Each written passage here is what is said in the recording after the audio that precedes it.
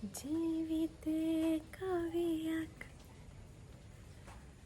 ආදරේ සොඳුරුතම වදනක් කඳුලැලි බිඳක් හසරලි පොදක් එකට එක් වූ විට දැනේ පෙර නොවිඳි රසය. ඇතරම ජීවිතේ ලස්සන කවියක්. ඒක ලස්සන ගන්න පුළුවන් ඔයාටම තමයි.